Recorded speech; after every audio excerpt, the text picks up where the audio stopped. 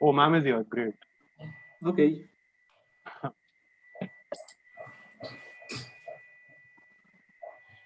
Hello. So, shall we start or? Yes, ma'am. We can start.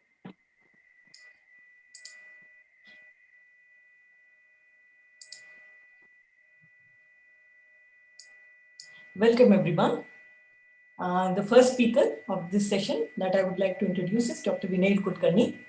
Vinay Kulkarni is a distinguished chief scientist and head software systems research at TCS. And his research interests include model-driven software engineering, self-adaptive systems, enterprise modeling, and his work in model-driven software engineering has led to a toolset that has been used to deliver several large business-critical systems over the past 20 years. He has played a leadership role in several works which have led to OMG standards, and is recently been inducted as a fellow of the Indian National Academy of Engineering, an alumnus of Indian Institute of Technology, Madras. Vinay also serves as a visiting professor in Middlesex University, London. Welcome, sir, and we are looking forward to listening to your talk. Thank you, Neena, for the kind words.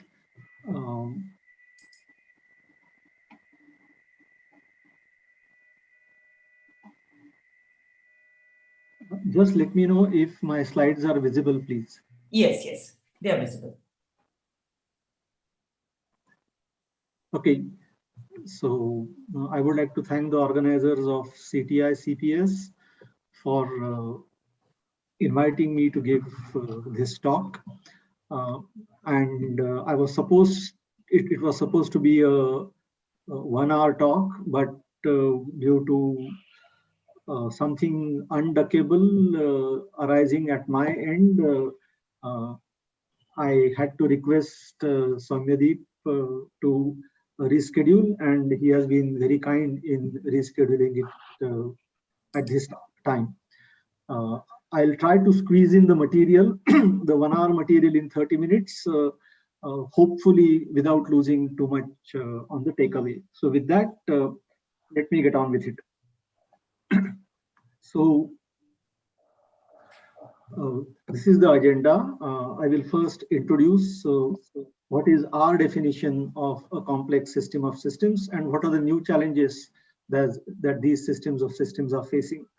Then I will give a brief overview of the current state of practice for meeting those challenges and juxtapose our line of attack with that background. Then I will give a brief overview of our technology and the benefits that are accruable by applying of this technology. Finally, I will talk about real life experiences where rubber meets the road and describe real life industry scale problems where this technology has been delivered value.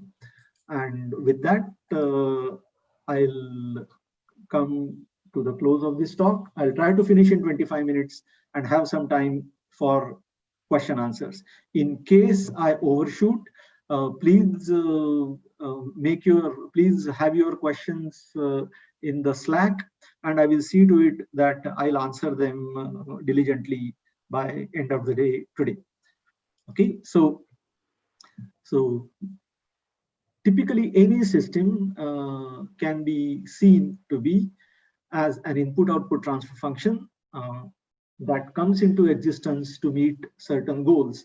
The goals can be a complex goal decomposition hierarchy, as you see over there, wherein some of the goals have dependencies, in the sense a particular goal needs to be met in order for other goal to be met, and or certain goals may cross-cut.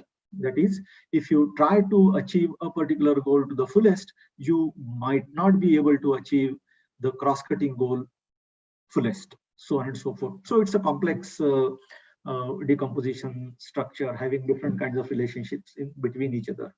And such a system which comes into existence to meet such goal decomposition structure operates in an environment. It makes certain assumptions about those environments. The environment constrains the input, and the goals are nothing but an objective function over the output and the input. So as you can see, if the goal decomposition structure is fairly complex, the output space is fairly rich, then even if the goals are fixed and the environment is static and the system is an island, still designing such a system and keeping it up to date is a fairly hard problem. Now, what are complex systems of systems? Complex system of systems is characterized by the following properties. It is a system, but it is a system of systems. So the characteristic properties are large size. The system is so large that nobody really knows the system in its entirety. Instead, people have a localized understanding of the system and how these localized parts interact with other localized parts. Moreover, the information about these localized parts and their interactions also need not be complete, meaning they may have only a partial information for a variety of reasons. These parts interact with each other in a fairly complex manner, having nonlinearities, and therefore the behavior of the overall system is never known a priori. Instead, it emerges over time as these parts go about interacting with other parts. And most importantly, neither the information nor the interactions there is full certainty of, or rather there is inherent uncertainty. Now, if one has to design such a system, you would agree with me that it's a much harder problem than designing a simple system as we saw earlier. Now let us take a look at some of the examples of what do we mean by complex system of systems. So I have just taken 4 spaces just to illustrate the idea. So let us first look at the business space, which is the information only space, wherein all that the complex systems of systems is doing is manipulating information. And the examples are banks, insurance companies, telephone companies, retail chains, so on and so forth. And what is it that these systems are trying to achieve? What are their objectives? They would like to have continuous growth. They would like to have minimum churn. They would like to have a net performance score, which is kind of telling them how happy their customers are.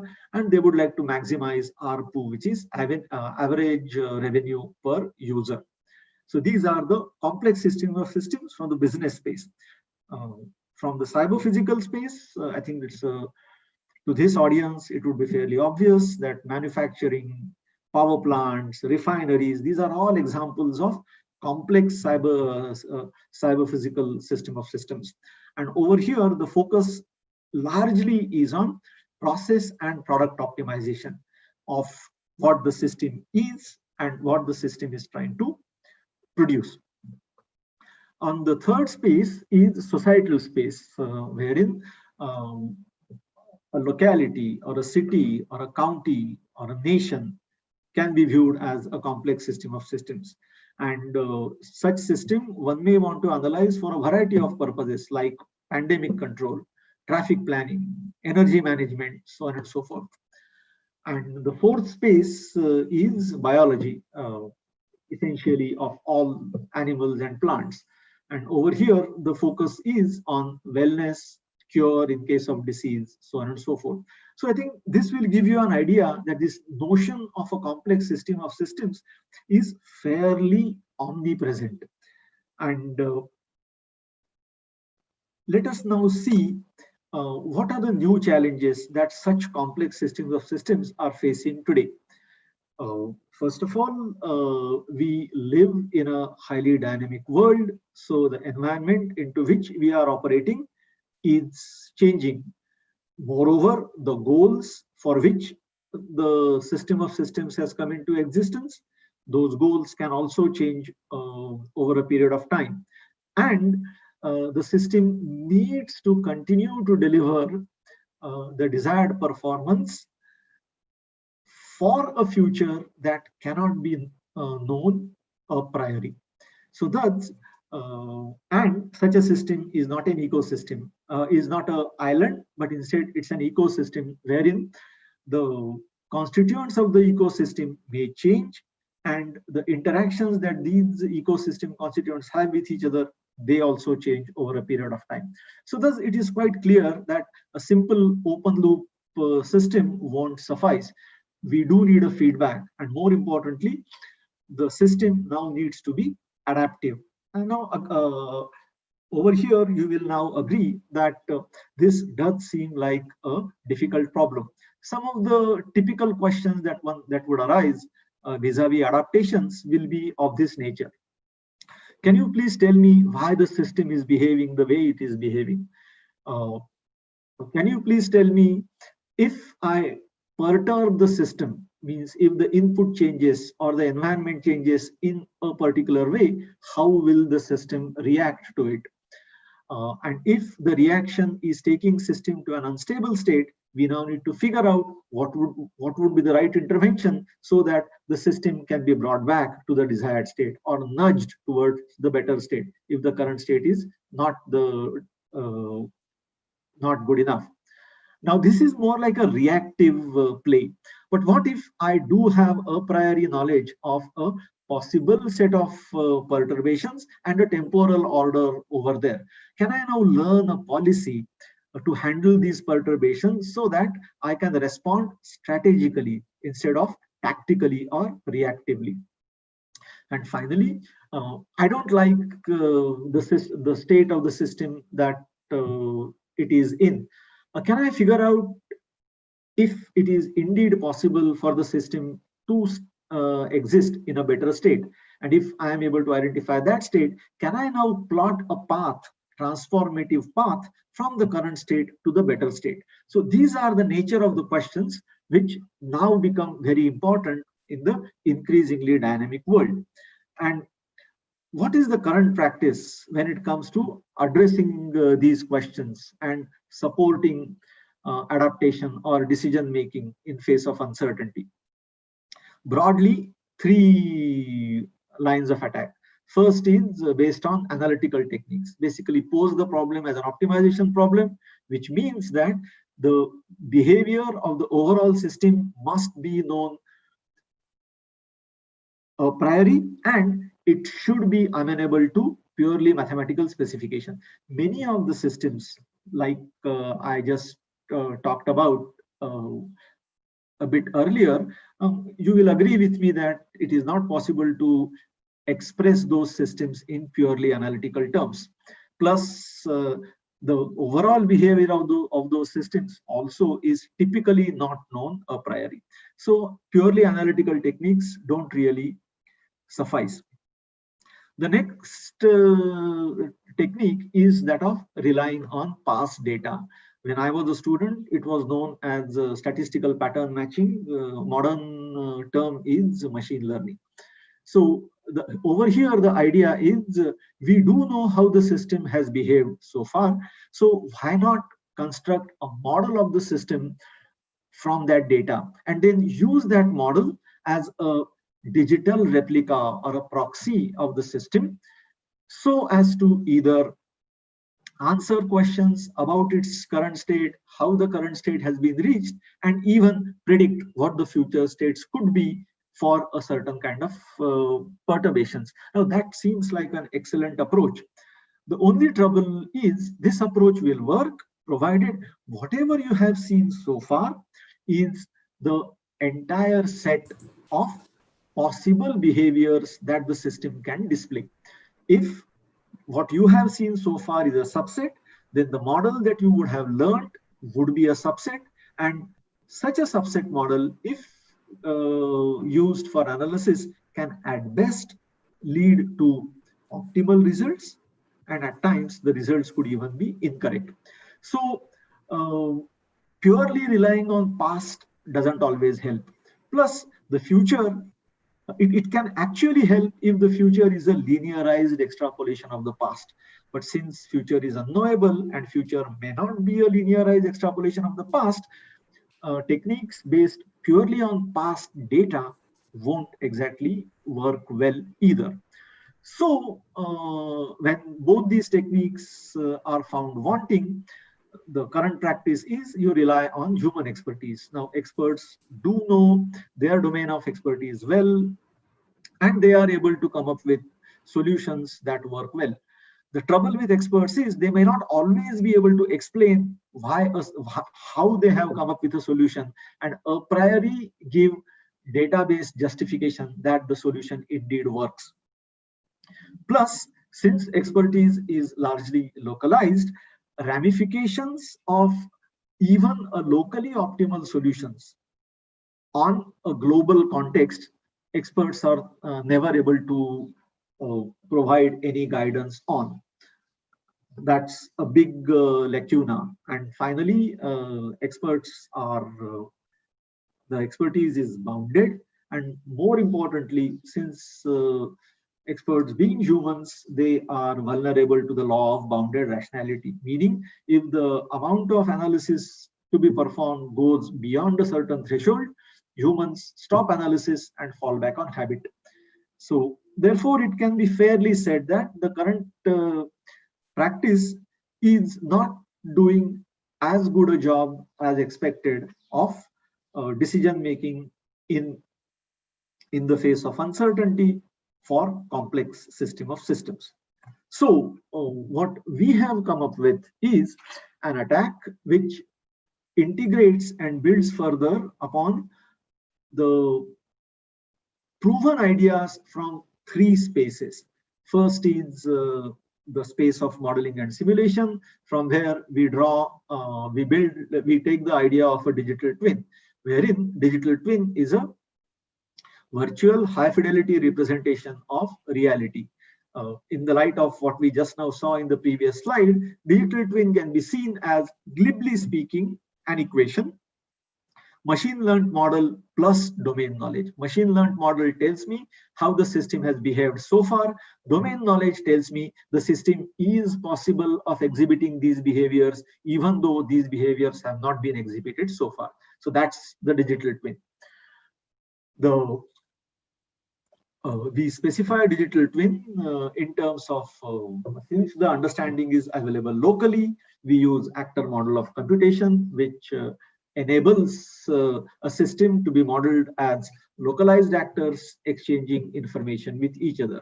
And as these actors, which are typically autonomous, intentional, goal-driven, go about doing their job, the behavior of the overall system emerges. Moreover, this is our contribution. We have made these actors stochastic as well as composable. So that's what we rely on from the world of modeling and simulation to realize the concept of digital twin. From the domain of artificial intelligence, we borrow the ideas of various learning techniques. So far, we have experimented very heavily with reinforcement learning and machine learning. Machine learning we use to learn a model from the past data that is being used to construct a digital twin, and reinforcement learning we use so as to train an agent by interacting with the digital twin, that's an environment, so as to learn what action or what sequence of actions will help the system take to the desired state. So far, we support offline training of the RL agent and online use of that RL agent onto the system. Finally, from the control theory, we borrow the idea of adaptation architectures, in particular, model reference adaptation, model reference adaptive control paradigm, so as to build or rather integrate the digital twin, the system, and the RL agent together so as to support dynamic adaptation. Thus, our eventual end goal is to support simulation-based, data-driven, learning-aided, justification-backed decision-making in the face of uncertainty. So let me now tell you a bit about the technology underlying this approach. So in order to specify such digital twin, we view the system as a set of actors. Actors can be seen as objects on steroids, wherein like an object, actor has a state, which is a set of attributes, a behavior, which is event, condition, action, paradigm. Our contribution is to make those actions probabilistic. Message is nothing but raising of an event and passing the relevant data so that the event can be purported responded to by those who are interested in that event. So as these actors go about doing their job, the system behavior emerges. We produce a trace of this emergent behavior as a tuple. In this state, on occurrence of this event, I took up such and such action so as to lead me to such and such stage. So that's kind of a stream which we produce. And we have a pattern language which helps you to specify positive patterns and the negative patterns for the macro behaviors, which can now be pattern matched over the trace to say whether the desired digital twin is what is a true representation of the reality. About the details of this language, feel free to refer to this website, www.esl-lang.org. Okay, this is the technological infrastructure. There is a language, there is a simulator for the language. We are defining domain-specific languages so that domain experts will be able to interact directly with our technology instead of bringing in nerds like us into the picture. And then there are a whole heap of utilities which help you automatically populate the digital twin, visualize the results of the simulation, so on and so forth. So what are the benefits? Where can such things be helpful? So first of all, the digital twin by itself can be an excellent in silico experimentation and intervention validation aid. Basically, what you do is a human expert interacts with the digital twin and subjects the digital twin to a variety of perturbations through a what if scenarios. And then he looks at the output produced by the digital twin simulation. Since digital twin is supposed to be a high fidelity replica of the system, the output of a digital twin will also be in the general ballpark of what the system output would be. The human expert then interprets the system outputs and figures out whether this is the desired output or not. If not, the human experts bring to the table her expertise, past experience, and to figure out a set of candidate interventions which may do the trick.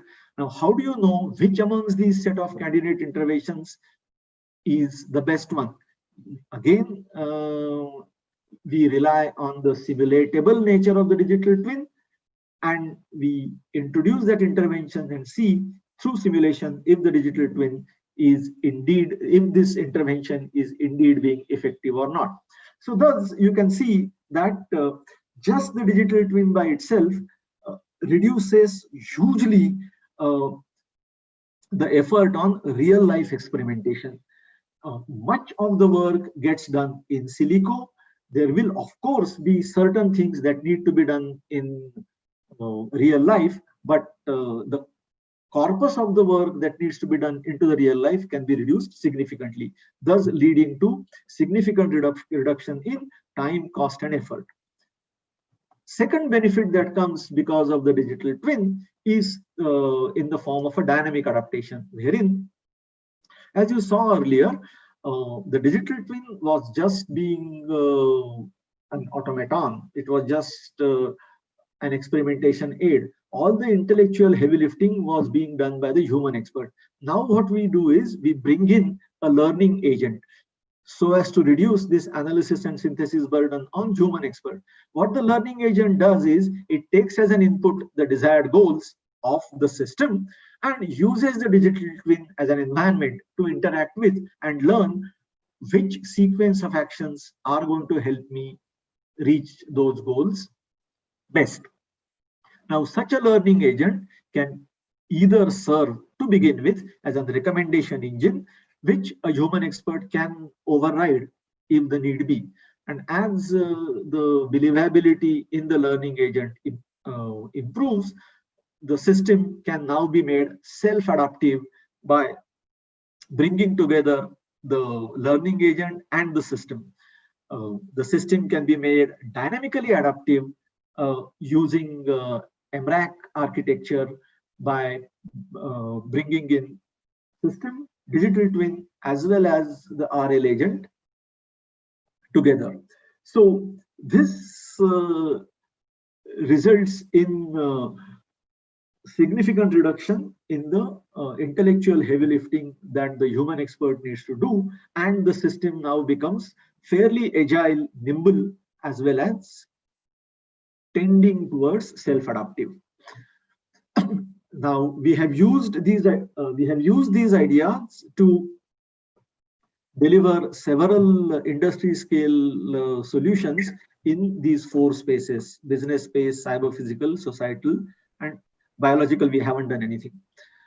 This research has also led to significant number of publications at good venues. Book got out early, about 3 months before, several book chapters, blah blah. Now let me give you a bird's eye view of the real life solutions that we have done. Okay, I hope I have 5 minutes. Yes, sir. You can take 5 more minutes. Yeah, thanks.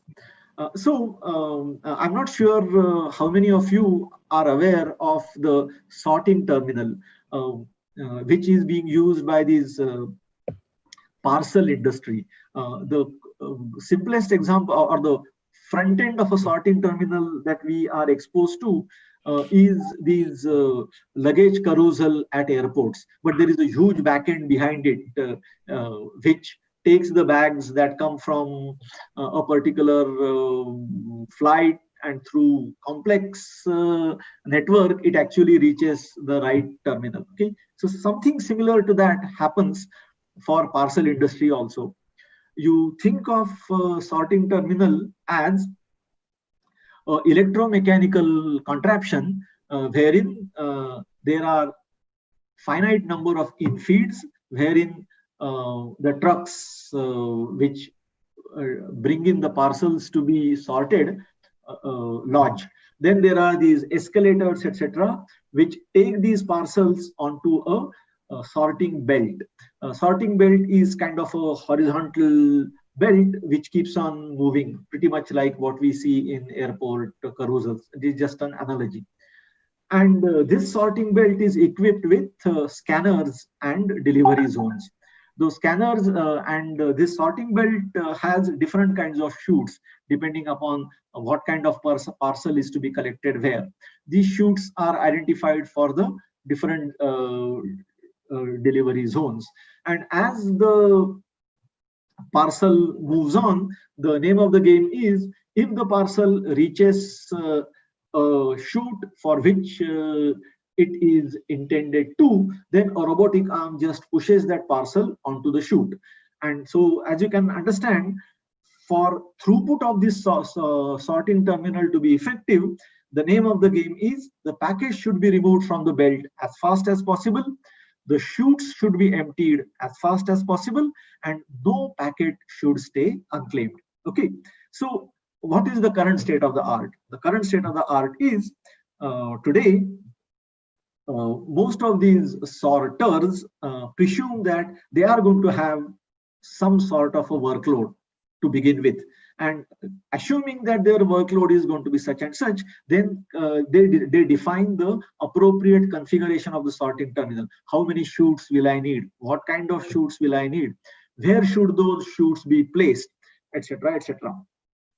And then they have a policy-based a priori scheduling that, okay, I'm going to need these many chutes, I'm going to have so many packages, those packages are likely to be for these delivery zones, etc. And therefore, I'm now going to deploy X number of people for chute number 1, Y number of people for chute number 2, so on and so forth.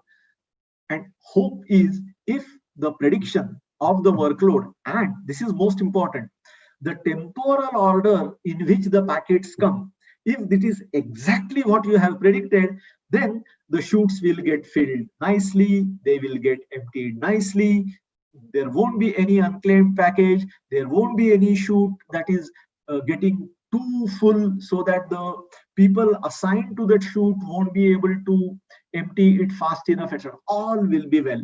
But you do know that prediction algorithms don't work that well, largely because the future is not fully known.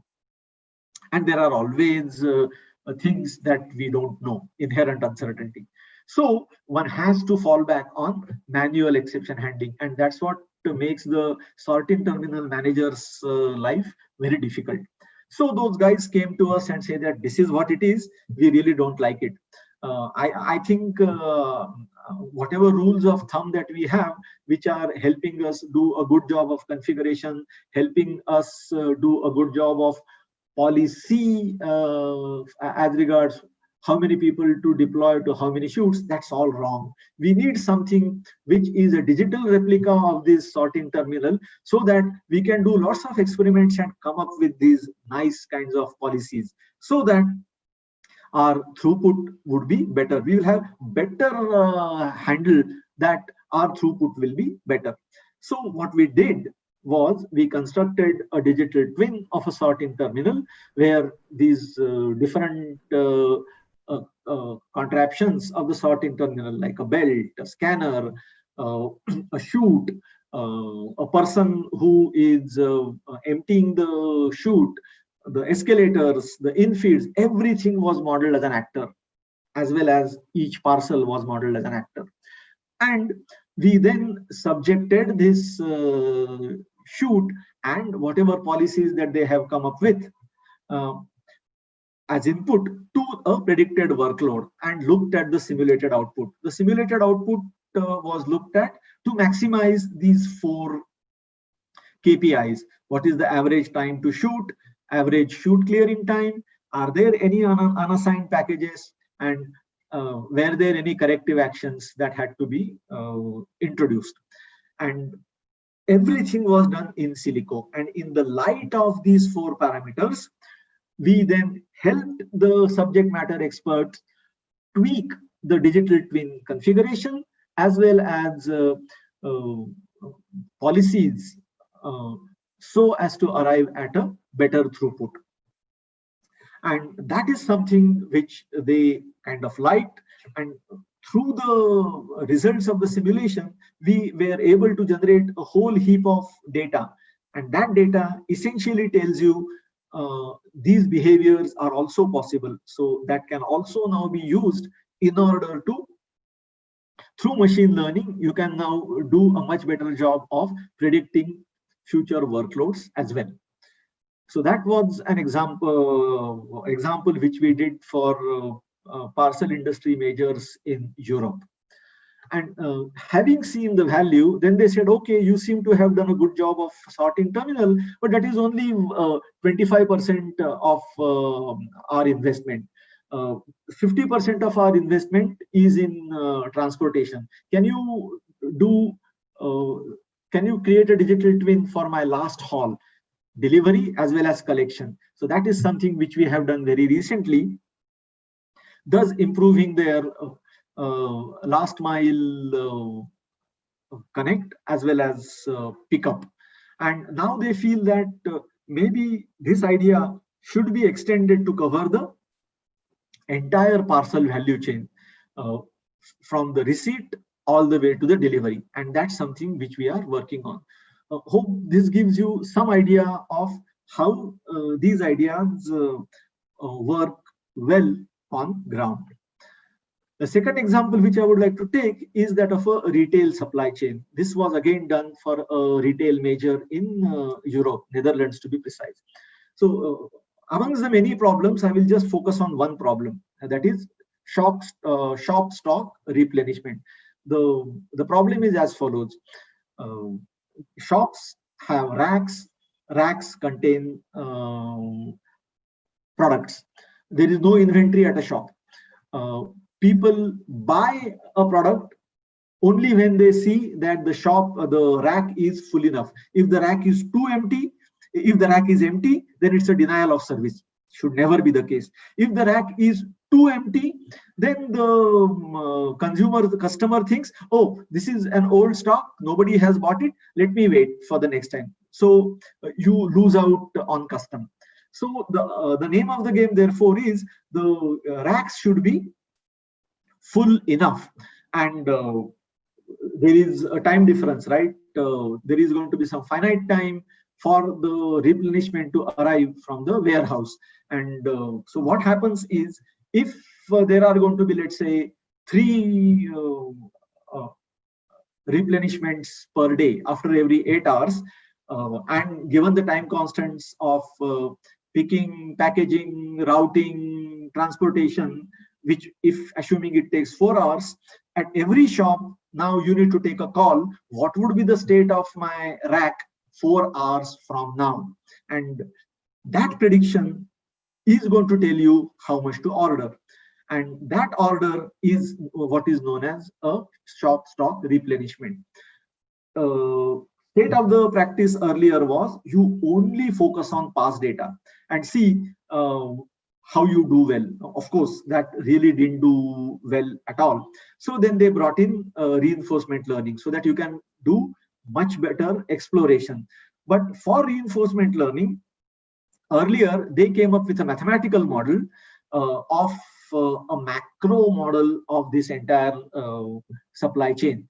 But over that macro model glosses over the fact that among the delivery trucks, some delivery trucks are good, some delivery trucks are really bad. So depending upon which truck is being deployed on which shift, the probability of that truck discovering some, basically breaking down, are different. So as a result, since the macro model glosses over all these details, the learning of the reinforcement learning agent is much more coarser, and therefore it used to take a lot of time for the shop stock replenishment to be to stabilize. Instead, what we created was, we created a fine-grained model of the part of the supply chain, retail supply chain, that is necessary and sufficient to address shop stock replenishment. And this fine-grained model, at a level of a single product of a single product type, being a single agent, was used to train the reinforcement learning agent. Therefore, the learning was much more fine-grained, much more richer, which led to the shop stock replenishment algorithm to be a lot more precise and tunable very fast. Do I have a couple of minutes, please? Yes, I think you can take. Yeah, thanks. So I think that would give you some idea of how the how our approach has fared in cyber physical space. Let me take a few minutes to talk about what we have done in societal space. It's a very relevant problem to all of us, and it's again the problem which is preventing me to give my talk in the evening. This is about COVID. Okay, as you know, the COVID-19 epidemic is heterogeneous in nature, and it wants area-specific decisions to be taken. India is a large country, highly heterogeneous. So the solutions which are going to work for Mumbai are definitely not going to work for Gorakhpur, given the heterogeneity in terms of people, their lifestyles, how do they go about their life, so on and so forth. Generally, people use statistical models for doing a good job of prediction. Statistical models are based largely on historical data, and they do fairly good job of macro level insights. Like if you have to say something at an India level, it's probably okay. But if you have to say something at a Gorakhpur level or something at a Dharavi level, these India macro models don't work well. Other models which are used are compartmental models, SEIR. You must have heard of those terms. These are again based on historical data, and most importantly, they assume homogeneous population, and that's why these kinds of compartmental models work well in developed economies, which are largely homogeneous, but they fall for developing economies wherein the demographies, etc., is highly heterogeneous. Therefore, we decided to use actor-based models wherein different kinds of people, etc., can be modeled at an n equal to 1 level as special actors. Thus, we are now able to do a much better job of representing the heterogeneity. And we are now able to come up with solutions which work well for the localized context. And then, since these actors are composable, you can now compose these actors to represent from a locality. You can represent a ward. From a ward, you can represent a city. From a city, you can represent a district. From a district, you can represent a state, so on and so forth, in our parlance. Plus, they provide you very fine-grained handle on controlling the epidemic at a locality level. Fine. So what we did, therefore, was we view city as a cluster of prototypical wards, ward as a cluster of prototypical sub-localities. We model citizen archetypes. By archetypes, we mean, okay, this is a blue-collar worker, this is a white-collar worker, this is a teacher, a student, housewife, maid, is a shop attendant, shop owner, you know, that kind of. So we came up with about 70 such archetypes, and we imparted movements as they go about doing their daily routines. And based upon the virus characteristics, we came up with equations to compute infection probability, which is a function of the contact pattern of the people as they come in touch with. Plus, as we are modeling things at a person level, we are also able to track if a person is carrying an infection at a particular time t, whether it would be 3rd day of infection, 4th day of infection, 11th day of infection, 16th day of infection, because depending upon the day of the infection, the virus load or infectability also differs. That also we are able to take care of. So that's, to cut the long story short, we constructed a digital twin for a particular city and then use this digital twin first to predict what would how the pandemic would spread, for example, in Pune, and what sort of measures will be required so as to control the pandemic in different parts of the city.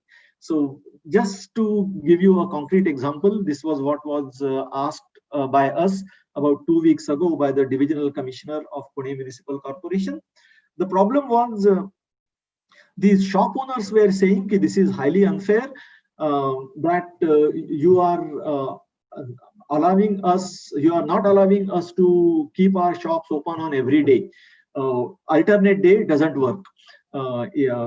Instead, allow us to keep the shops open for 5 days. We are okay to shut the shops for 2 days, but everybody should be open. Everybody should be closed on the same day.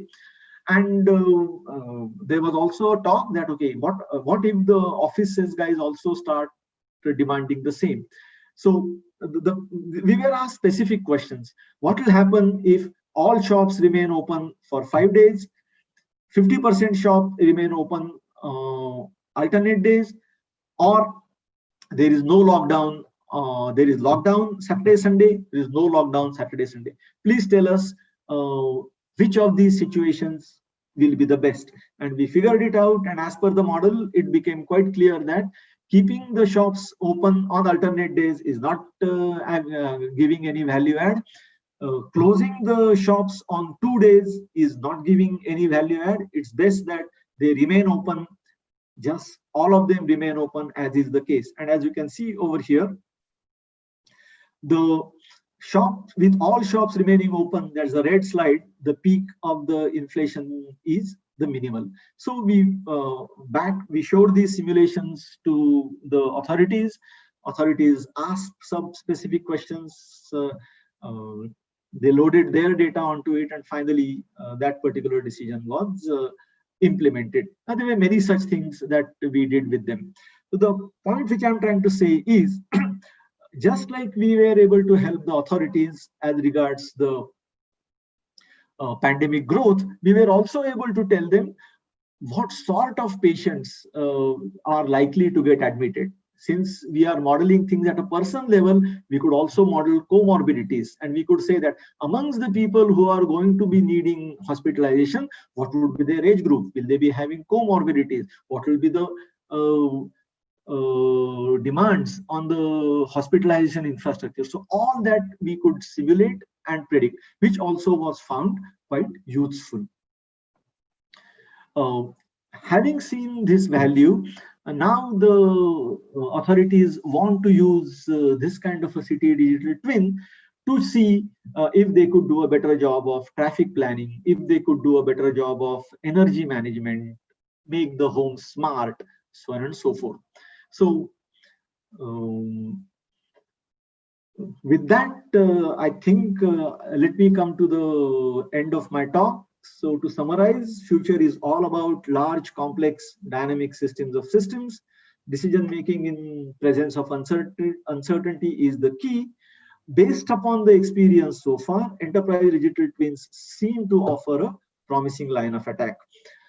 There is this link. If you can click on YouTube, you will be able to see a video about this technology. And there are some sample references. If you have further interests, please go through them or write to me. I'll be happy to respond.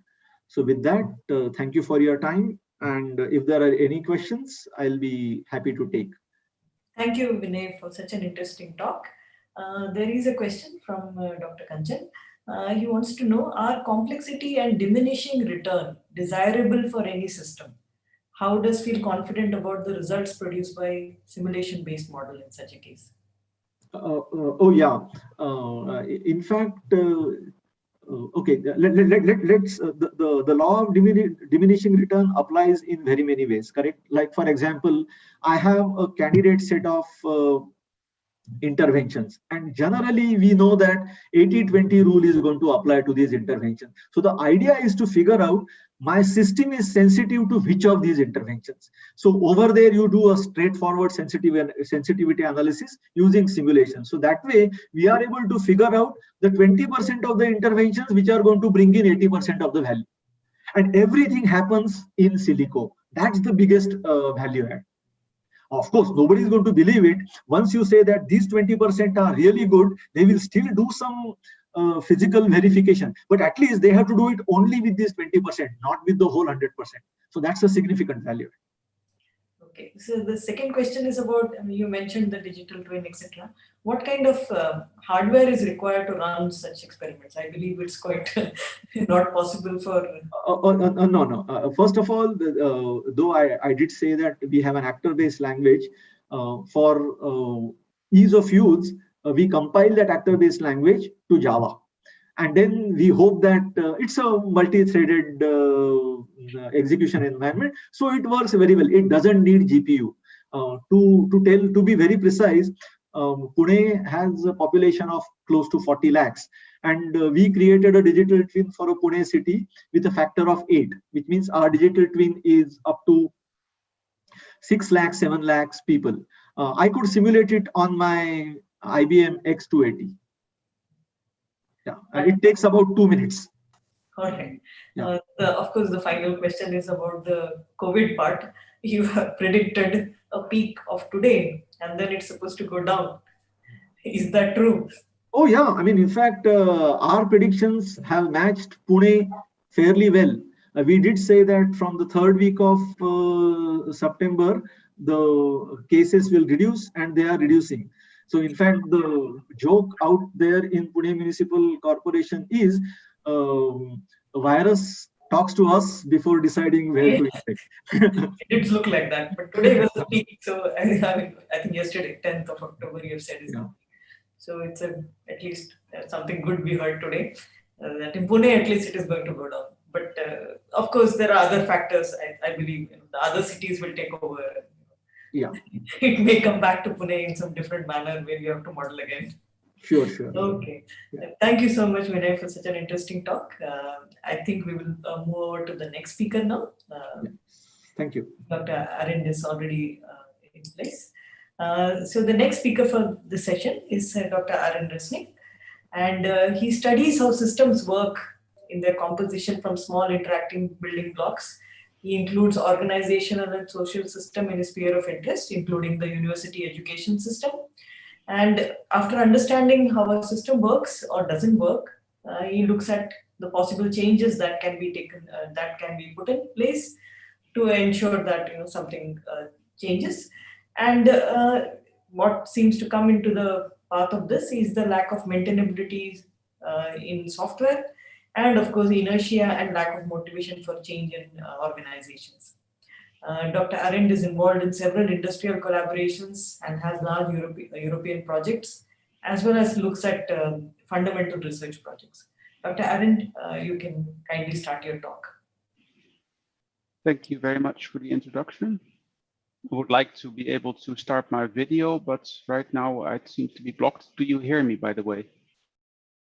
We can hear you. It's blocked as in. Yeah, I can see your video. Yeah, I can see your video. Maybe you would like to start a presentation. Yeah, now it's fine, and I want to share my screen. Let me see how that is done. Right now. There's a button at the bottom which says share screen. Yes, I have to understand how to. It is now in minimized mode, so let me see. There we go.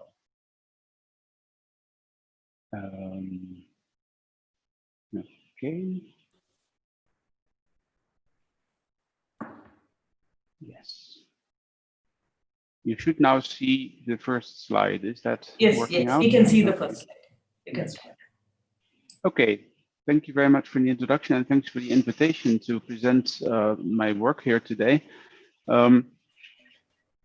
I should maybe describe briefly my own background. I think it was apparent from what you said also that myself, I'm not a cyber-physical expert. Rather, my specialty, I would say, is modeling in general, and in particular, discrete modeling rather than the modeling of analogous or continuous phenomena. And for this, I have one modeling technique, and that is actually why my research has focused on modeling technique of graph transformation. So what I want to achieve today is that you have seen this modeling technique, and that you understand how it might be applicable to your own modeling situation, and be able to start thinking about how to actually use this. And for that, I think I need to go back to the basics in order to enable you. So graph-based modeling and transformation. What's happening here is that we use graphs, the mathematical model of a graph, to represent your system. And how is a graph able to represent your system? Well, a graph consisting of nodes and edges between nodes. The components of your system are typically nodes, and the relations or dependencies are then edges.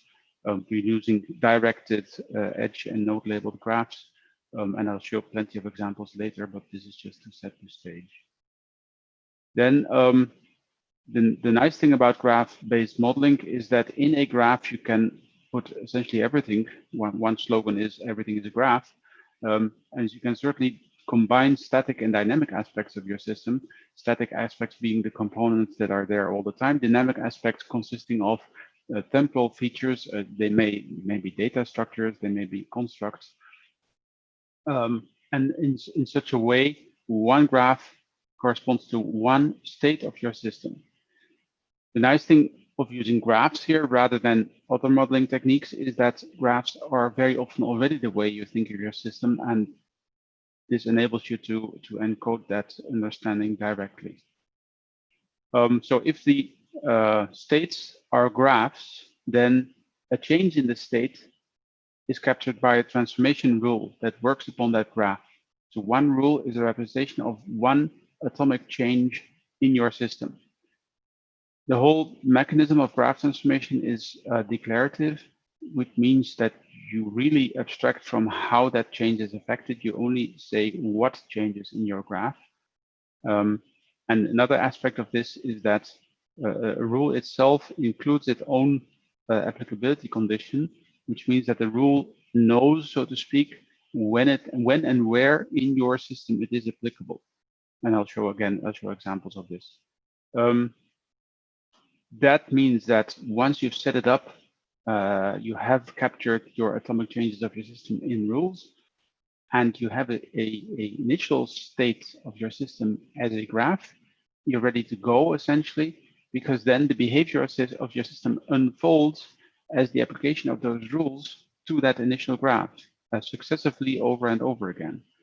And well, this all means that you can get a concept of how your system behaves over time by creating those rules in an initial graph. And this can be done typically fairly quickly. You can get some inkling about how the system that you have in mind or the system that you are modeling behaves in practice.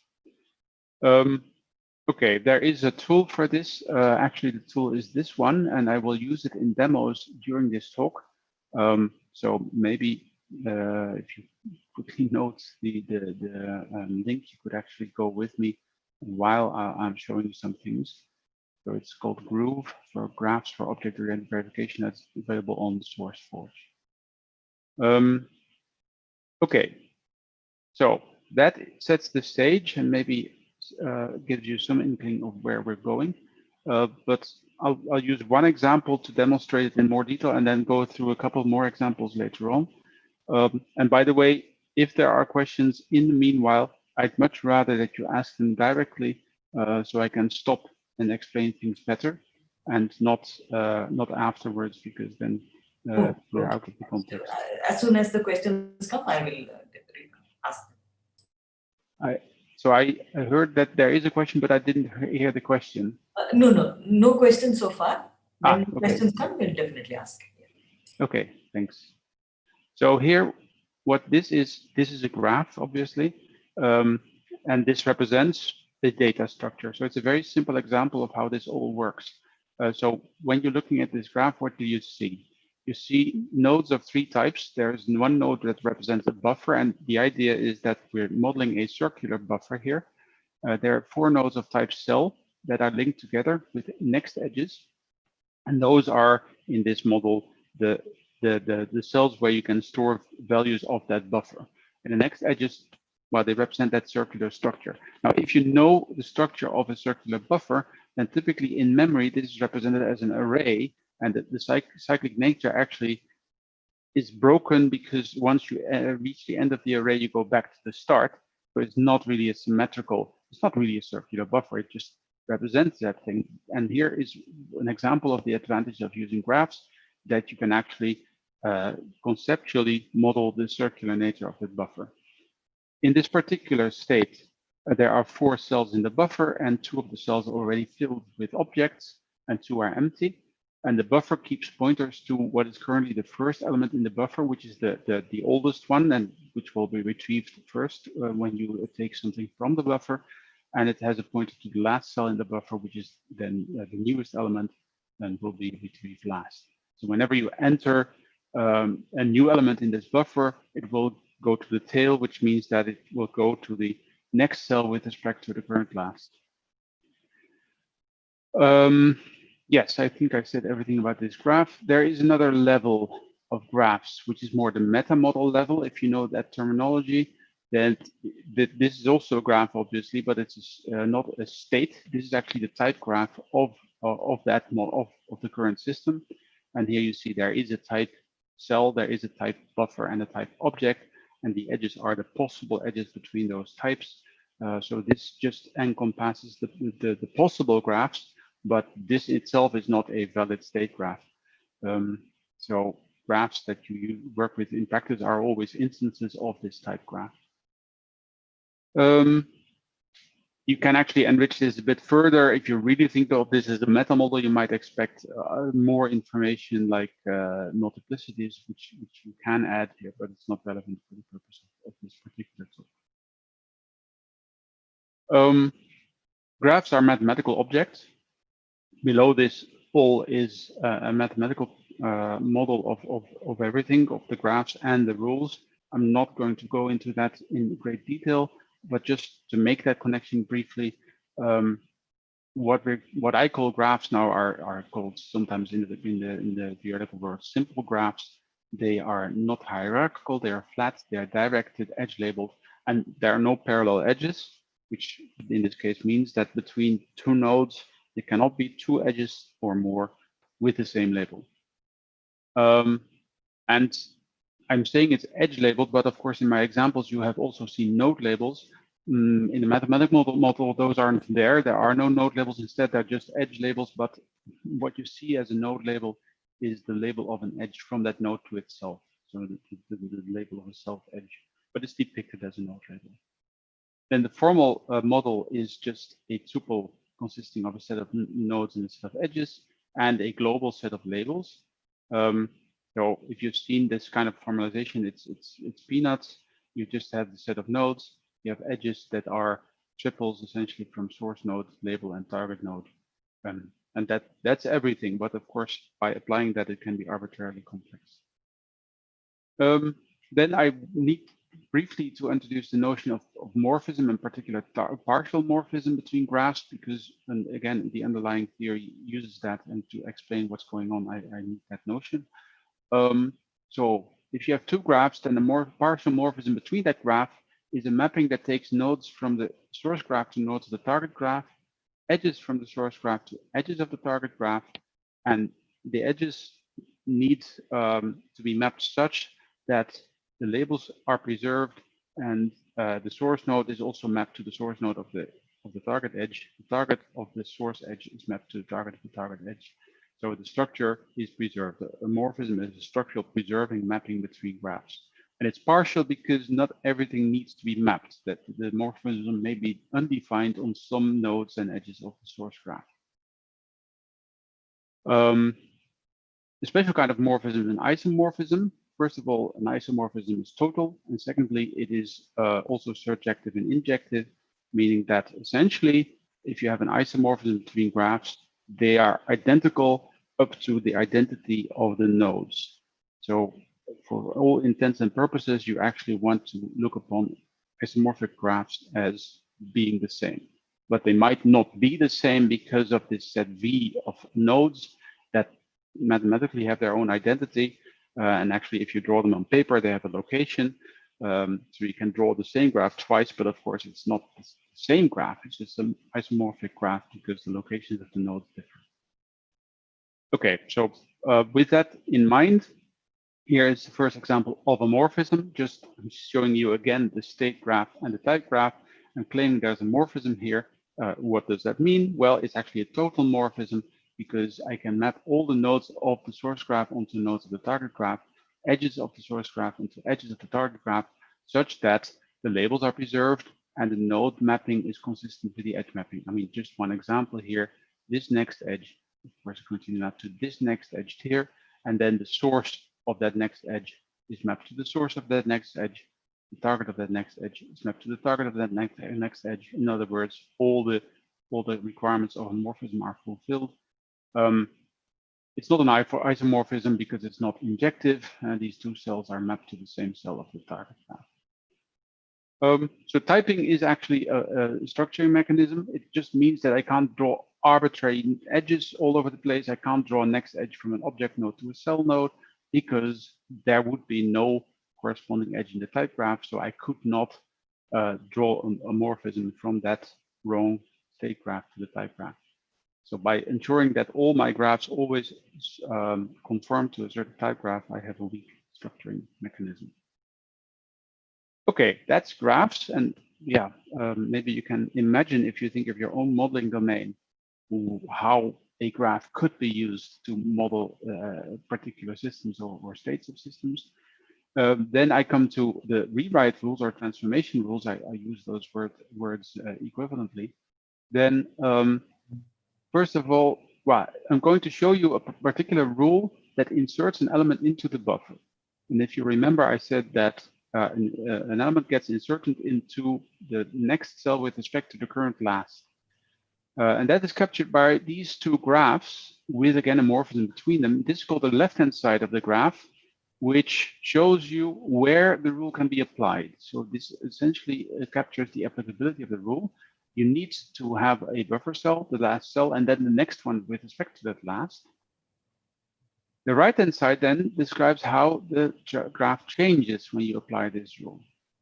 And in particular, the difference, so there's a partial morphism here from which maps the buffer to the buffer, this cell and the next edge to this cell and the next edge.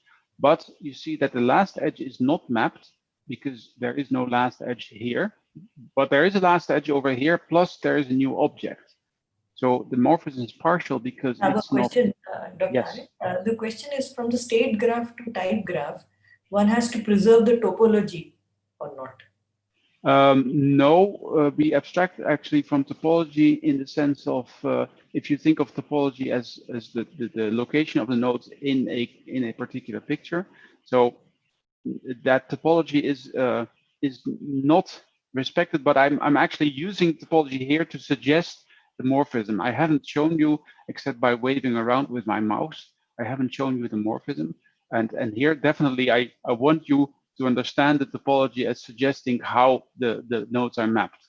But in the mathematical underlying model, there is no topology. You just think of these nodes and edges as abstract things. I hope that answers the question. Yeah, you can continue. Thank you. Thank you.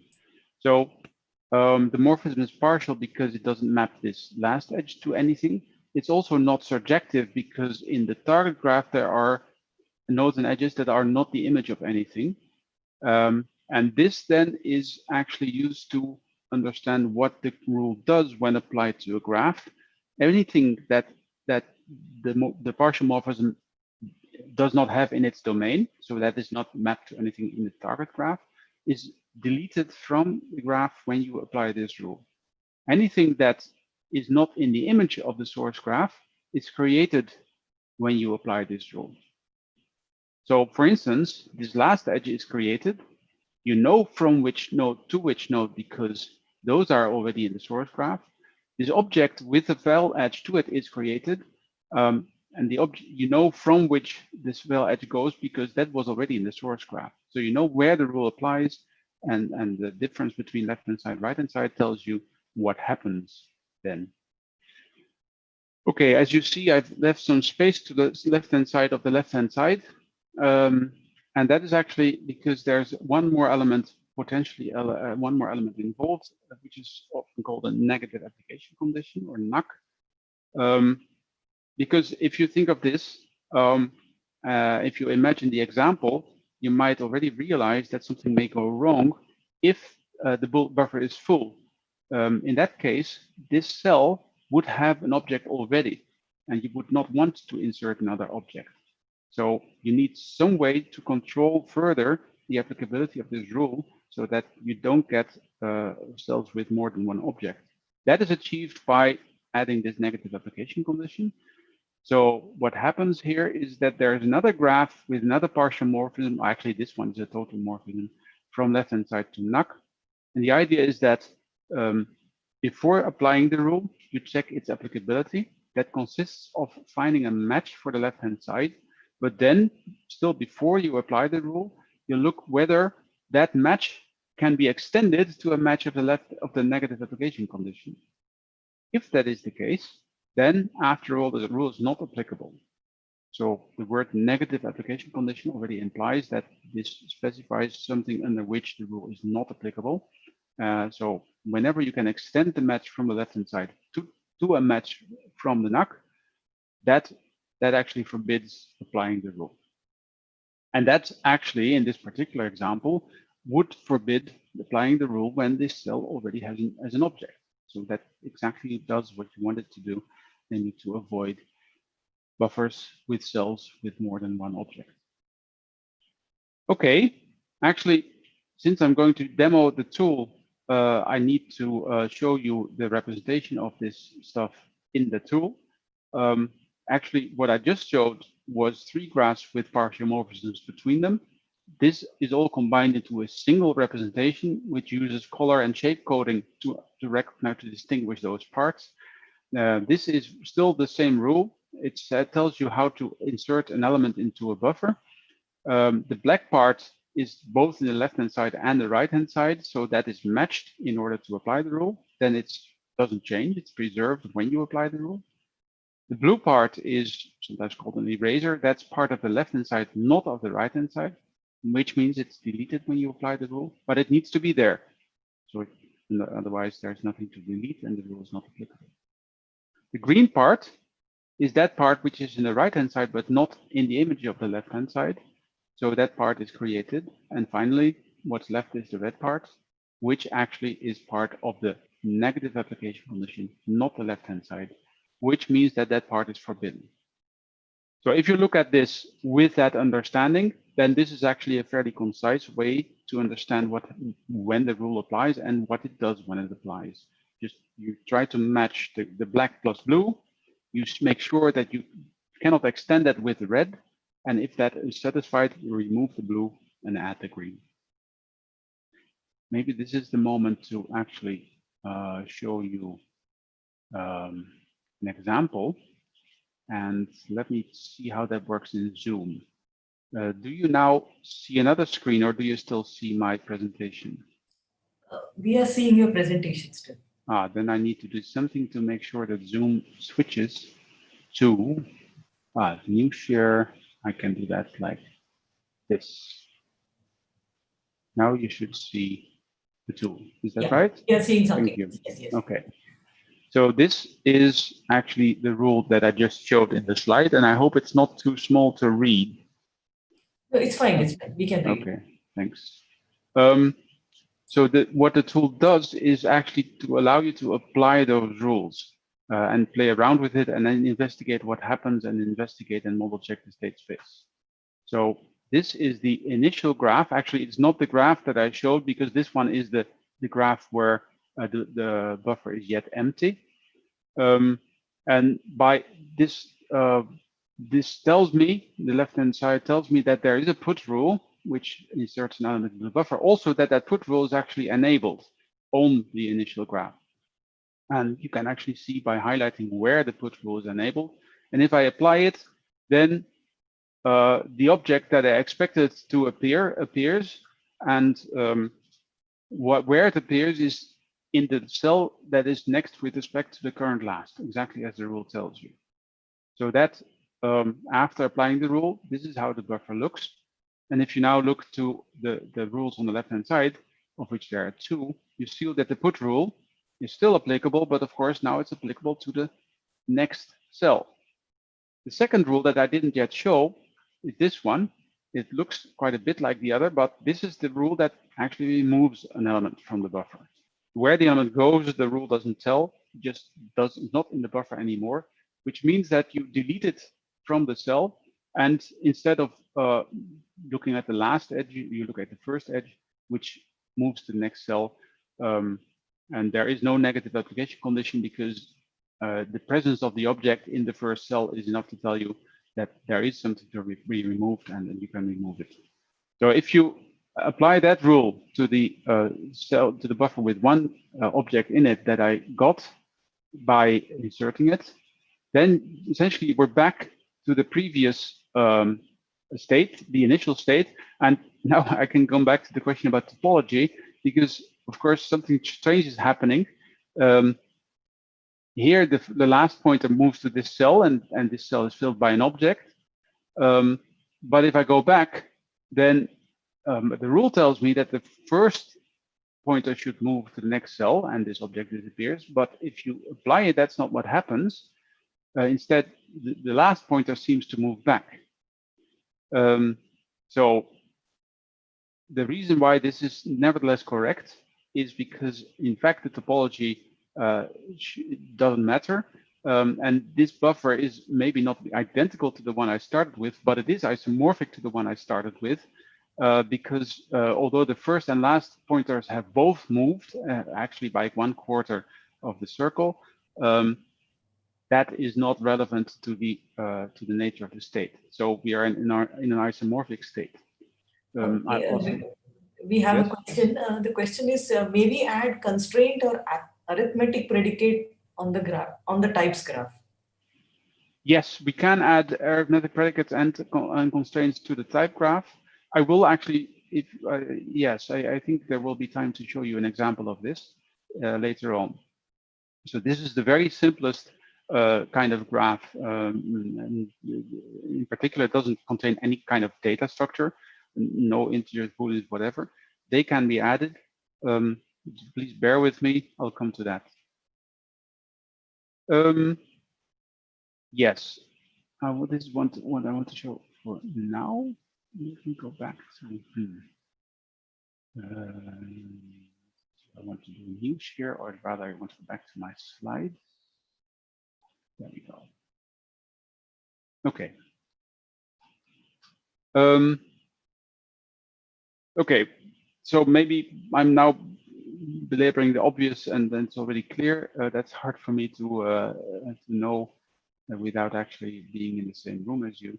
So I'm just going to continue saying some more words about how it all works.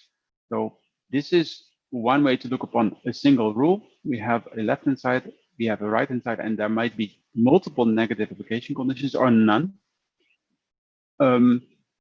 They are combined in a single graph representation, as I showed, but underwater, there's this formal structure.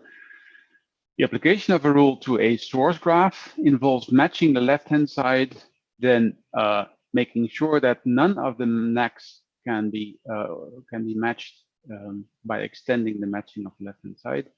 Then I have a source graph, left-hand side and right-hand side, and there is a construction which is formally called a push-out. But what it does is exactly what I described. It deletes the parts of the left-hand side that are not in the domain of the rule morphism. It creates the parts of the right-hand side that are not in the codomain of the morphism, and that's how you can then get the target graph. And the fact that it's a push-out just means that you have an answer to all sorts of tricky situations where either the matching or the rule morphism is not an injective morphism. You don't need to go there now. For the purpose of this talk. But the rewrite or transformation rule consists of everything on top. And now what's down there is a graph transition, which actually is a transition in the sense of transition systems or state diagrams. Maybe you know them as such. It's actually a labeled transition system. The graphs are the states of that labeled transition system, and the names of the rules are the labels of that labeled transition system. I think this is probably clear by now, but still, go back to the same example. We have a left-hand side, right-hand side, and NUC. This would be the source graph. Now I've added some numbers to indicate where the morphism goes. Node goes from node 1 to node 1, 2 to 2, and 3 to 3. That means, oh yes, and of course, we cannot extend the morphism with the NAC because the cell number 3, which is this cell, doesn't have an object. And so you can create a push out by creating the last, deleting the last, creating another last, and creating object number 4. As I said, this gives rise to a transition system. If you start with this initial state over here, you can apply the put rule. This is what you get. You can then apply the get rule. This is already what I showed, because it doesn't go back. It goes back to the same state, but it's only the same up to isomorphism. But now you see that the advantage of having this symmetric representation of your buffer is that that isomorphism exists. If you would think of the buffer as an array with pointers, then it would not be isomorphic, and you would essentially have a larger state space, although conceptually it is as represented here. Of course, you can go on then by drawing the other states, and what you end up with is a small state space of 5 states. The 5th one is the one where the buffer is full, and that is where the put rule is no longer applicable, because if you look at the last and then to the next with respect to the last, you see it has an object, so the NAC would be could be matched here, and so the rule is not applicable. So what do I propose you can do with this? Well, if you have a modeling domain, and if you're interested in investigating the dynamic nature of the behavior of the system in that modeling domain, what you can do is to construct a graph production system being a set of rules and an initial state. You can then generate the state space. You can formulate properties on it. And this is partially the answer to the question that was just now about the constraints. And again, I'll show you. Actually, maybe I'll show you on this example. I'll just go back to the tool. And you can model check properties. Model checking being, well, the technique of formulating things about the dynamic behavior of your system and then automatically checking whether those properties hold. I'll go back to the example. There we go. So the tool, besides allowing you to play around with single rule application, it also has a mode where you do a full state space exploration. And now you get here a representation of the state space with those 5 states I also had in the slide. So the labels overlap a bit, but this is the get and put rule applications. And each of these nodes, this of course is also a graph, but this is a labeled transition system representation. Each node here is a full graph. So if I go to this state over here, then I can investigate that state, and you see that this is the one that I showed modulo the layout in the slide. Now, what I just said about being able to check properties is, for instance, the following. I could add a property, which essentially is a rule, but a rule that doesn't change the graph, which says that the buffer is full. So the property that the buffer is full consists of, I have a node buffer, I have a node cell, which is the last one in this buffer, and the buffer is full if the next one next cell with respect to the current last has an object in it. Actually, it's exactly the situation under which you don't want to apply the put rule. So this tab pattern is familiar because it's the same as the knock of the put rule. So this would be a condition saying the buffer is full. Now I can do the state space declaration, and the 4th state actually satisfies that condition full. Again, this is a node label, which essentially is the label of a self edge, because although it looks like a condition, it's still essentially a rule, just a rule that doesn't change the graph. So that boils down to a self edge on that state because it doesn't change. Now, of course, you can do visual inspection. You can actually search for graphs that satisfy that condition. You could also say, but actually somehow, it's silly in this case, but somehow I never want the buffer to be full. So it is an error if the buffer is full. So instead of being just a neutral graph condition, I can say this is a forbidden graph pattern. I can say here, this is forbidden. And now, if I do the state space exploration, it will tell me there's an error state because the state where it's full, which I just said was forbidden, is reachable. So again, by doing full state space exploration, you can actually analyze the behavior of your system. You could, I mean, there are other things you could do. You can say maybe again, silly in this example, but maybe it's actually meant to be a property that's always fulfilled. So it's an invariant property.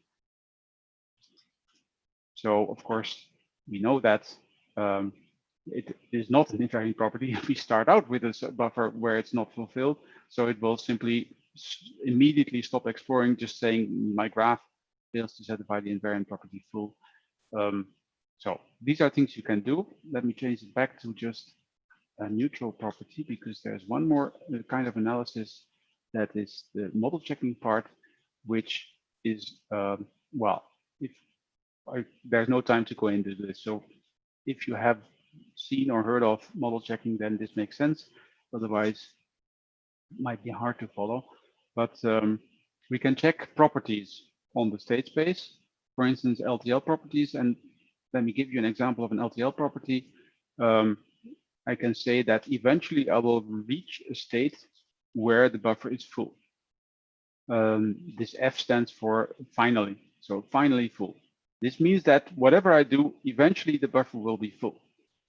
Now, if you think of this, then you already realize it's actually not true, because it might well be that I always take out elements before the buffer is full. So it might cycle in that part of the state space where the buffer is never full. So I expect this property to be violated, and then by saying check this for me, I actually get a path, and the visualization of that path is very incomplete. So in that sense, the tool doesn't help much. You would have to go into the coding. But in fact, the tool then, through model checking, discovers a counterexample to that property, where well, the green part is the part that is then covered by that path, and the one where the buffer is full is simply never reached. What I could do instead would be to say eventually there will be a state in which I can apply the get rule. And this, of course, is true, but you reach it straight away after the very first step. And this will then result in the observation that the property holds. So these are very, very simple temporal properties. You can actually do fairly subtle things using model checking. So after having built your graph transformation system, you can actually check that sort of thing. I will go back to my presentation. Where is my presentation? Okay. I think I said this. So the tool chain that you should envisage, which includes this graph transformation system, is the following. We have a graph production system and a start graph production system being a set of rules. Then the tool allows you to generate the state space. Then there are certain properties that you want to check. You can do model checking based on that state space. So the things you want to check are requirements that go into the model checking together with the state space, and some conclusion comes out, either it's fulfilled or not. State spaces get very large, so instead of doing this in one go, there might be a cycle here where you first do an abstract representation of your system and then make it more concrete, or you do a component-based analysis of your system. In many cases, actually, instead of crafting a graph production system by hand, you can do so by translating from some domain-specific language to a graph production system. Essentially, the graph production system then represents the operational semantics of your domain-specific language. And if you do that, then rather than starting with the start graph, you would start with a model in your domain-specific language, which is compiled to the stack graph. So then you have a slightly different setup, but the core of the thing consisting of the state space generation model checking remains the same. And also what you can do is tracing or testing. If you find through model checking that one of the required properties is not satisfied, then the question always becomes why. So then from that conclusion, like the violation example that I showed you for the first circular buffer, you can go back to your model or to your start graph and investigate why that property fails.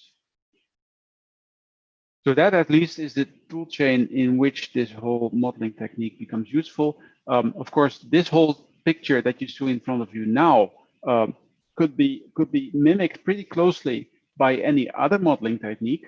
If you know about those, you can have a PetriNet model, you can have a process algebra-like model, you can have a state diagram-like model. All of those serve the same function as the graph transformation system, namely, eventually you go to a state space that you can analyze. What I think the graph production or the graph transformation modeling offers you is a way to get closer to your actual domain, and very importantly, a way to take advantage of symmetries in your model. As the circular buffer example already showed, if you would have a representation where you are forced to encode your circular buffer in a sequence with a pointer that wraps around, then the symmetry is lost and you have a larger state space on your hands. This actually can make quite a difference in practice.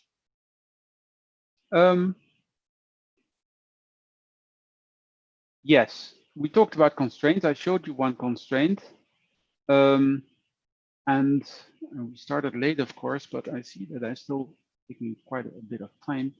And I had some examples in mind. I think I will go to the leader election example because that actually shows the use of attributes, in other words, of data values. So first I wanted to do something together with you, namely to develop, and this part I'm going to show because I essentially already, I'm going to skip because essentially I already covered it. What I wanted to do with the frog puzzle was to develop a graph transformation system together for this simple puzzle, but I'm afraid that will just take too much time. But maybe you can take it as a challenge yourself.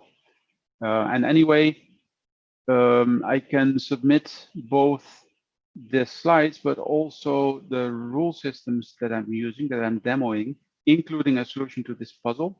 So if that's possible, and I know I have to ask the organizers if you have a way to distribute that sort of information, then that might be, if you're intrigued by what I'm telling you, which I hope you are, then you can take a very first go at it by solving this puzzle. So will that be possible, organizers, to distribute, besides the slides, also some rule systems? You could send it by email to Ravi, and then we'll arrange for it. Okay, then I will do that if there's any interest, of course. Yeah. Okay. So I have no good examples from the cyber physical domain. I'm sorry about that. So I'm taking them from my own background. And here's a protocol that you might know about, which is a leader election protocol. It's a very straightforward leader election. So the problem that this protocol is setting out to solve is that you have a ring-based network, and it consists of nodes that are initially don't know each other. And what you want is that one of them is elected leader, because the leader then can take initiative for certain maintenance or other actions.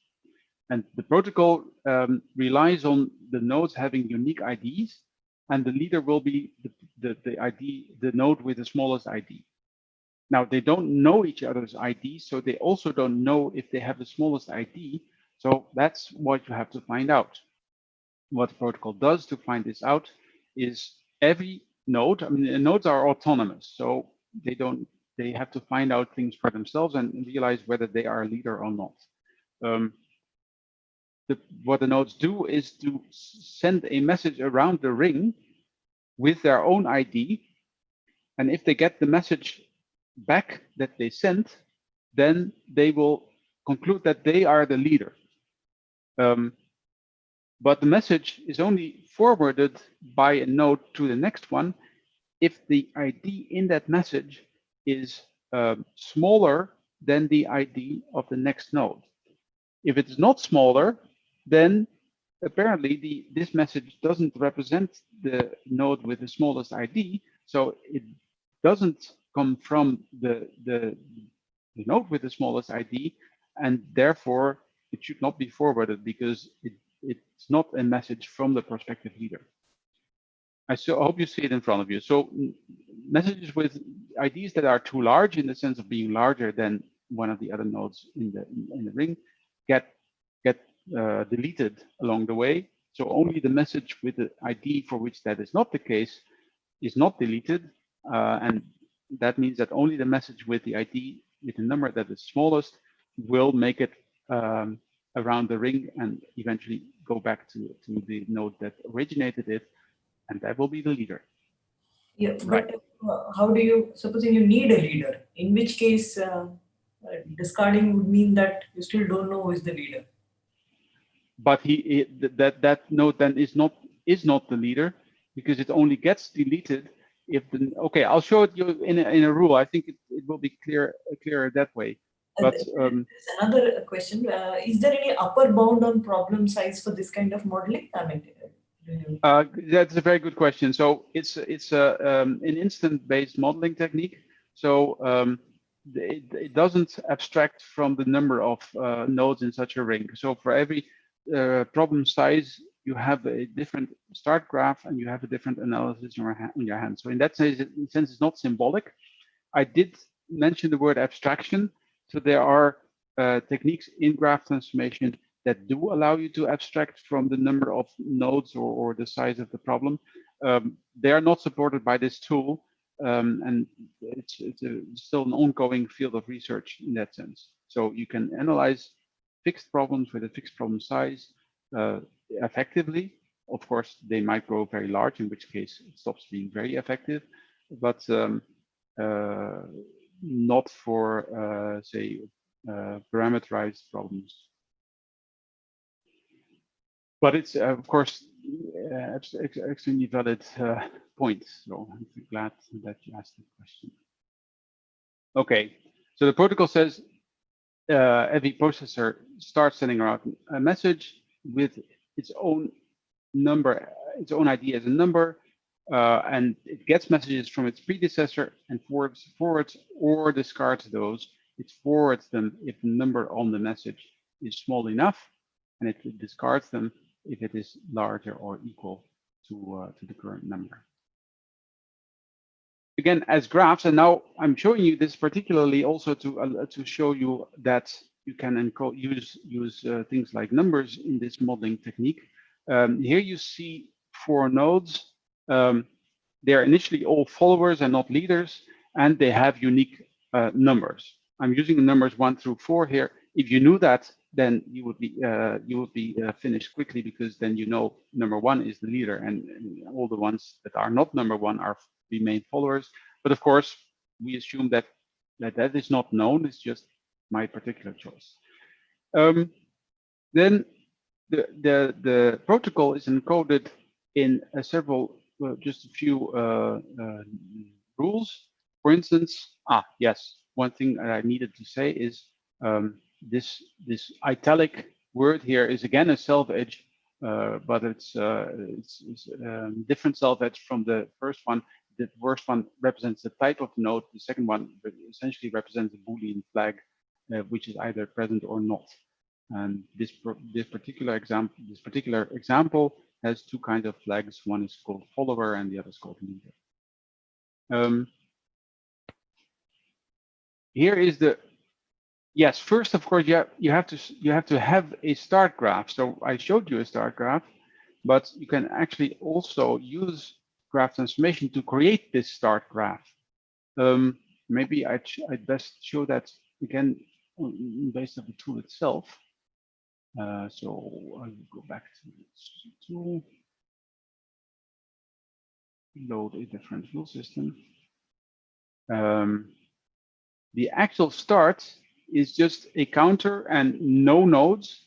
So now I have 2 rules, one of which says, okay, start creating the processors in this ring. And now you see a part of how the attributes can be integrated into the rules. Here we have that counter, which is also already in the initial graph, but it has a counter with count equals 0.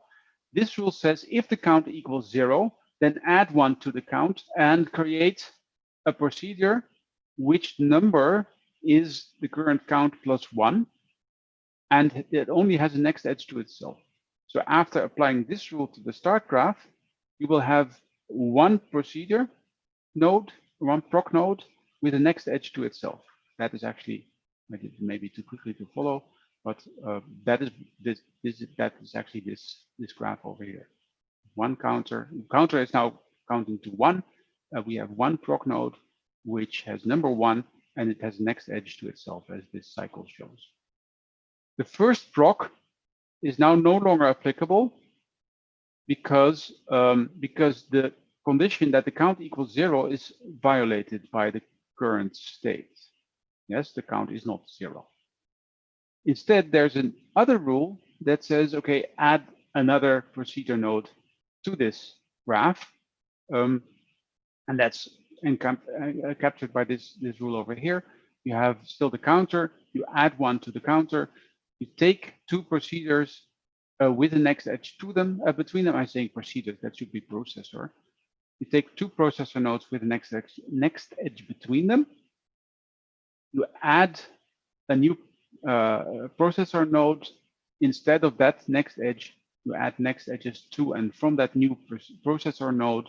It's a follower, and its number equals the current count plus 1. So adding it to this graph gives me this graph. Now I have two processors with numbers 1 and 2. Now this particular rule is suddenly applicable twice, as you can see. And if you think about it, I'm sure that you realize why.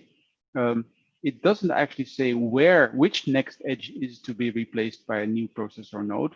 Just say, okay, give me a next edge and add a processor node. But in the current graph, there are two next edges, both of which could play the role of that next edge in my rule. So there are two ways to add a new processor node, and it actually doesn't matter to what's happening here, which of those two you use, because any ring with unique numbers should do it. I see, by the way, that there's actually an error in my first block, because although I'm adding a processor node, I should also say that it is a follower. That's curious, that I never discovered this before, but I'll just do the same thing again quickly. And now we have a 3-node ring with unique numbers, and you see you could add a fourth one, but now there are 3 ways to add the fourth one, because there are 3 next edges, and the fourth one just will be inserted in between 2 of these processor nodes. So now we have the start graph. To actually implement the protocol, there are 5 messages, 5 rules over here. First of all, a rule that says that a processor node creates a message with the number of that processor node. And here the name creator is just a random name that is chosen so that I can refer to that creator in the message that is created.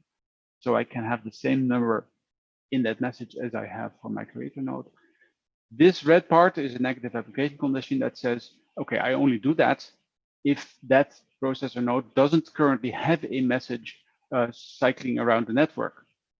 So this is not part of the graph, it's just a remark, just that explains what this is doing.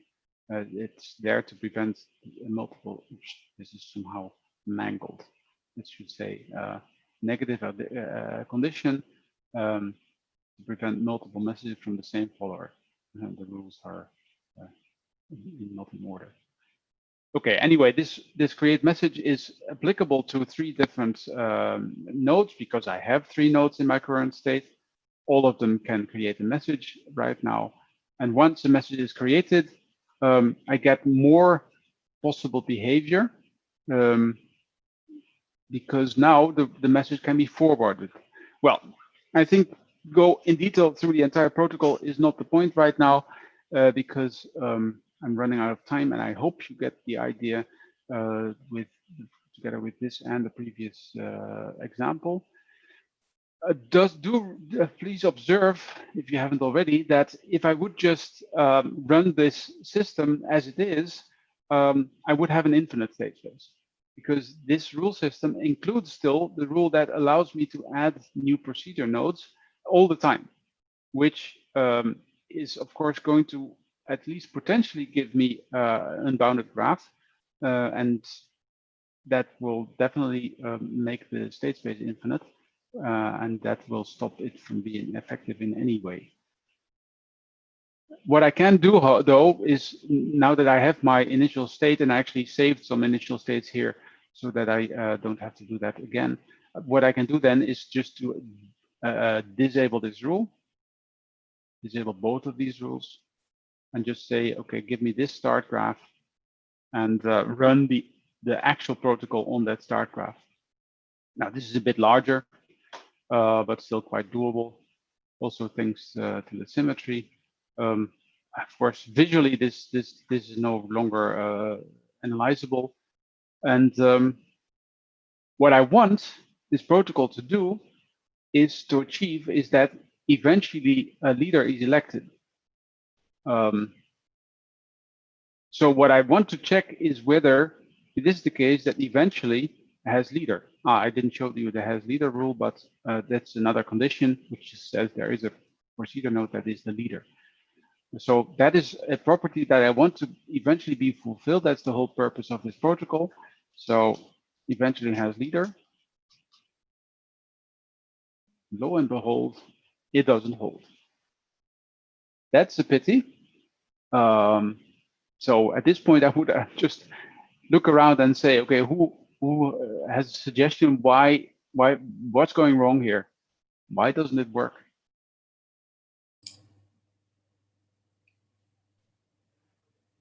I mean, Well, nobody asks for a leader, in which case it will never have it.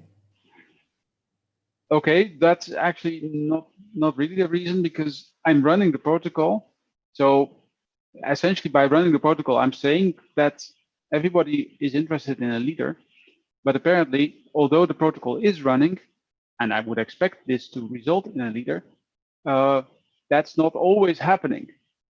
Well, okay, I can understand that this is going way too fast to catch what's going wrong. But the point is that this create message, although I have added this application condition saying I only do it if there is no message with that number around, I didn't show you the discard rules, but here, this is a rule that throws away a message if the number of that message is larger than the number of the next processor node. And if that is the case, then typically, then you have to say, okay, that message represents a processor node that's never going to be the leader because his ID is too large. So I throw away the message. Fine, you throw away the message, but then let me just, okay, here I just created a message which can be thrown away because the number of the message is larger than the number of the next processor node, so I throw it away. Ha, but now I can create it again because the negative application condition that told me not to create a message with a number that already exists doesn't apply because I just discarded this message. Yeah, I discard the message with number 4, so it doesn't exist, so I can create it again. And so there is a loop here that consists of always creating a message and discarding it. That's of course not what I wanted. So there's essentially there's a modeling error here. I'm not modeling the protocol that I want to model because there is this potentially infinite behavior of a processor just doing its own thing and nobody else gets a chance. If I want to rule that out, then I would have to modify the model essentially, and I don't have the time to show you how, but there's definitely there are ways to do that. Okay, so I think I'm going to end this presentation, hoping to have achieved what I set out to do, namely to acquaint you with the modeling technique of graph-based modeling and graph transformation-based modeling. These slides just contain the rules of that example, so I showed some of them in the tool and just go on. So what I claim is that graph-based modeling can help in conceptual understanding, in rapid prototyping, and in model checking. There's way more to say. What I did not show is rules, things like rule composition, rule scheduling. If there's any interest, I could just at least show you the concept of rule scheduling on the same example quickly. Also notion of quantified rules, which is a very strong concept that allows you to do lots of things at the same time rather than just step by step. I could show, but again, I'm probably eating into the next speaker's time, and I don't know if there's sufficient interest. Of course, you already noticed by one of the questions that the state space can get very large, and in fact, it could easily get infinitely large, in which case the tool definitely stops working. So we could discuss how to solve this, but essentially this is a weak point of all these modeling formalisms, that coping with realistic sized systems is an issue. What I did not talk about at all, and which I think is extremely important for cyber-physical systems, is that any kind of say quantitative analysis is just not covered by this at all. You can, though, use this as a basis for quantitative analysis by adding on top of the rules things like the cost of applying a rule or the rate at which a rule is applied. And then suddenly you get Markov chain-like models, you get something that is close to stochastic battery nets, or the same kind of game can be played with graphs that you can play, for instance, with battery nets. That is for now what I had in store. So that ends my presentation. Thank you, Dr. Arend, for such an interesting talk. You could never think that a simple protocol to be made on top of a ring can be made so interesting. And of course, we missed the fact that it could get into a loop. One is just taught that there is a ring and everything works nicely on a ring. You don't have to worry too much about it. Yeah. But it's very interesting, the software. I was just looking at probably downloading it, but seems to be stuck. But it could be something on our end. So. Oh, I hope not. I checked it yesterday, and I saw that there had been 60 downloads last week. Yeah, it says 47 downloads, and I was like trying to download it, and it's not working. Maybe it's something on our end. I will have a look at it again. Anyway. Yeah, but if you have issues, I'd like to know about it. It's these days. I'm also the program director of our computer science program. You can imagine that with COVID around, that takes essentially all of my time and then some more. So the research has come to a sort of a halt right now, but I'm still interested. If you find any issues or if you have any questions, do approach me. I'd be interested to know. Right, it's a very interesting way of going about, because one never thinks of a protocol and looks at possibilities of the way you have done it formally. So thank you very much for a very interesting talk, and I think we will end now. The session 2 is at the end. We will start after a break for, I think, tea break or coffee break has been declared. Okay, thank you so much. Okay, my pleasure. Thank you, Arend. Just one announcement. We'll come around the 4 o'clock. It's a 5-minute break. It's a 4 o'clock means that it's Indian time. In the CT time, it's a 3.5 hours back. So, and thanks for the session. So we just close this session. This is session 2 now.